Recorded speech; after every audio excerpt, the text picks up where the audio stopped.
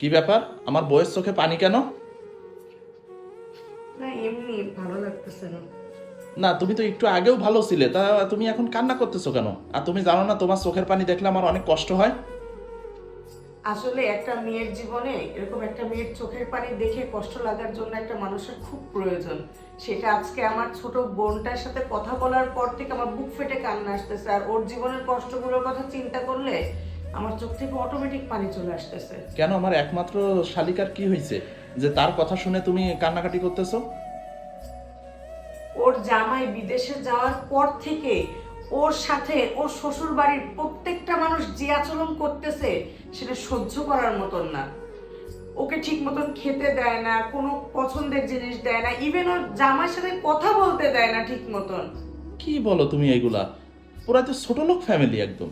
মানে ও কথা বলতে গিয়ে যেখানে আমার বাবা মা আমাদের দুইটা বোনকে কখনো কোনো কিছুর অভাব বুঝতে দেয় নাই।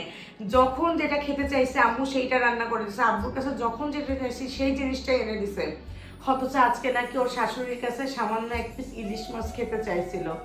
হুম, ওকে ইলিশ মাছ দেয়নি, ওকে সব সময় মানে যত কাঁটাওয়ালা মাছ আছে সেইগুলা দেয়। এবার আমি ওকে বললাম যে তুই চলে আয় আমার কাছে, তুই আমার কাছে কিছুদিন থেকে যা। ওর নাকি মানে পারলে ওকে শিকল দিয়ে বেঁধে রাখে, জানো, ওকে দিয়ে সংসারের সব কাজ করে, অথচ আমার এই আদরের ছোট বোনটা কখনো কোনো কাজ করে নাই।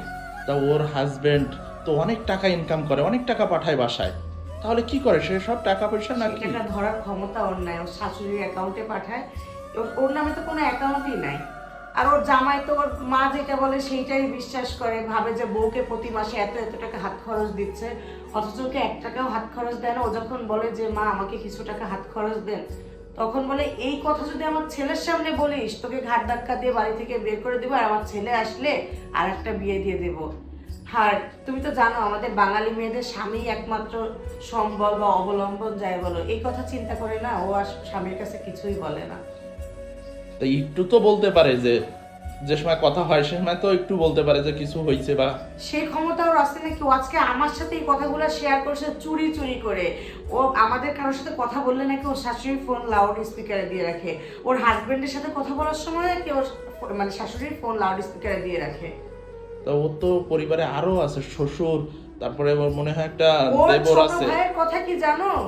যে আমার ভাই আগে, আমার ভাই, আমার ভাইয়ের উপরে আমাদের অধিকার আগে, তারপরে আমার। ওর মানে ওর স্বামী যাওয়ার আগে ওকে যত ভালো ভালো ড্রেস কিনে দিয়ে গেছে, ব্যাগ কিনে দিয়ে গেছে, জুতা কিনে দিয়ে গেছে, সবগুলো আর ননদ নিয়ে গেছে, নিয়ে ব্যবহার করে ভার্সিটিতে যায়। আর ওর যত আজে বাজে ড্রেস আছে ও সেইগুলা পরে বেড়ায়। মানে একটা প্রবাসীর বউ হওয়ার যে কত কষ্ট সেটা আমার বোনটা হাড়ে হাড়ে টের পাচ্ছে। তাই তো দেখতেছি, মানে কি অবস্থা, আমারই তো শুনে খারাপ লাগতেছে। এইভাবে আসলে কি ওর মানুষ বাঁচতে কথাগুলো পারে? শুনে একটা জিনিস এখন আমার মনে হচ্ছে কি জানো, স্বামী ছাড়া শ্বশুর বাড়ি একটা মেয়ের কাছে জাহান্নাম। স্বামী ছাড়া শ্বশুর বাড়িতে একটা মেয়ে কখনোই টিকে থাকতে পারে না, তার জন্য সেটা জাহান্নাম হয়ে যায়, জাহান্নাম। মানে আমার বোনটার জন্য যে আমার কি পরিমাণ কষ্টে বুক ফেটে যাচ্ছে, মানে মনে হচ্ছে আমি চিৎকার করে কান্না করি।